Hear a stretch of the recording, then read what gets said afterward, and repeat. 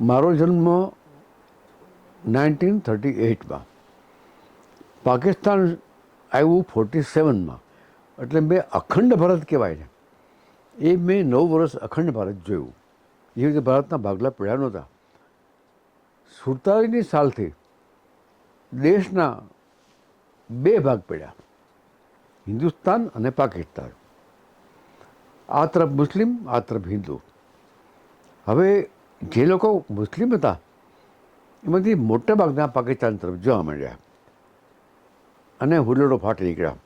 એ રાજકીય ભૂલ કહેવાય કે રાજકીય ઘટના ગણો, જે ગણો તે. પણ જે લોકો અહીંથી કરાચી ગયા, પાકિસ્તાન ગયા, ભલે મુસ્લિમ હતા, પણ એ લોકોએ એનું જે એટમોસ્ફિયર છે તો બરાબર જોયું હતું જ ને. અહીંયા જ આપણે હળી મળી ગયા હતા. એ વખતે કાંઈ હુલ્લડ કે કોમી વેકફટ જેવું હતું ને કાંઈ. એટલે એ લોકો અહીંથી ગયા, કરાચી ગયા, પાકિસ્તાનમાં લાહોર ગયા, ગમે ત્યાં ગયા, પણ આ દેશને ભૂલ્યા નહીં.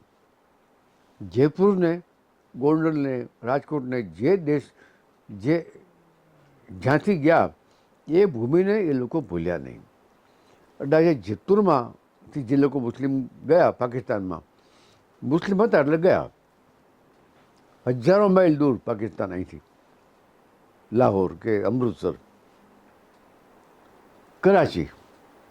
ત્યાં ગયા પછી વસ્યા, વિસ્તૃત થયા, કમાયા, મોટી મોટી સંસ્થાઓ સ્થાપી, પણ એમના મનમાંથી જેતપુર ગયું નહીં. એને કારણે એક વર્ગ એવો હતો કે ભલે રહે પાકિસ્તાનમાં, પણ જે ચાહતા હોય પોતાના વતનને, જેતપુરને. એટલે એવા લોકોમાં એક મારા મિત્ર હતા, યાહ્યા હાશિમ બાવાણી. નાનપણમાં આ તો ઘણી મોટી છે બેબી તો, પણ જ્યારે નાના હતા અમે 9-10 વર્ષના, ત્યારે સાથે રમતા હતા. એમાં છોકરીઓ પણ હોય, છોકરાઓ પણ હોય. હું જ્યારે 9-10 વર્ષનો હતો ત્યારે પણ. પછી પાકિસ્તાન થયું એટલે એ લોકો ગયા પાકિસ્તાન, નવા દેશમાં. આપણે અહીં રહી ગયા, પણ બેને નાનપણની યાદ એકબીજાને મરાઈ ગઈ. અને યાહ્યા હાશિમ બાવાણી મુસ્લિમ હતા. જેતપુરમાં આપણે ખ્યાલ હોય તો બાવાણી મેન્શન છે આજે, જ્યાં આપણે સ્કૂલ બેસે છે, કન્યાશાળા. એવી રીતે મોતીવાલા બિલ્ડિંગ છે, અય્યુબ મહેલ છે, મહાલ અય્યુબ મહાલ છે. એવા મુસ્લિમ નામવાળા મોહમ્મદી મંઝિલ, આવા ઘણા બધા મુસ્લિમ નામવાળા બિલ્ડિંગો છે જેમાં એ લોકોના હતા. પણ જતા રહ્યા એ લોકો પાકિસ્તાન. પણ અહીંથી ગયા પછી પણ એ ભારતને ભૂલ્યા નહીં, પોતાના વતનને ભૂલ્યા નહીં. એટલે યાહ્યા હાશિમ બાવાણી એવા પત્રકાર હતા, એ મારો બચપનનો મિત્ર હતો. ત્યાં ગયા પછી પણ એ ભલે પાકિસ્તાનમાં રહેવા ગયા, પણ જેતપુરને ભૂલ્યા નહીં. એટલે એણે એક પુસ્તક લખ્યું, મારા જેતપુરના મેમણો. જે પુસ્તક મારી પાસે સ્કેન કરેલી કોપી હોય, પણ એમાં જોયું કે એણે અનેક એવા બિલ્ડિંગના ફોટા છાપ્યા છે તો જેતપુર નામ સંડોવાયેલું હોય.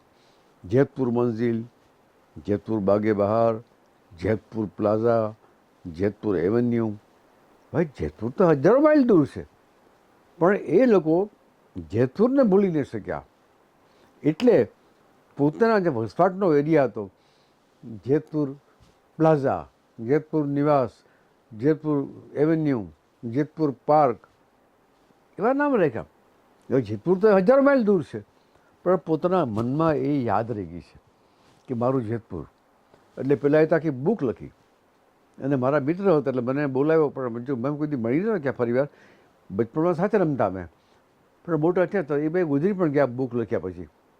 એટલે મને એને મોકલાવીને એ પછી જ્યારે મેં આ બુક લખી પછી મને જે લોકોએ બુક ત્યાં વાંચી, આજે મુંબઈમાં એક ભાઈ છે, નામ ભૂલી ગયો અત્યારે, તો એને કારણે થઈ મેં જોયું કે એ લોકો ભલે પાકિસ્તાન રહેવા ત્યાં લાગ્યા, દૂર ત્યાં લાગ્યા, પણ એના દિલમાંથી જેતપુર ગયું નથી.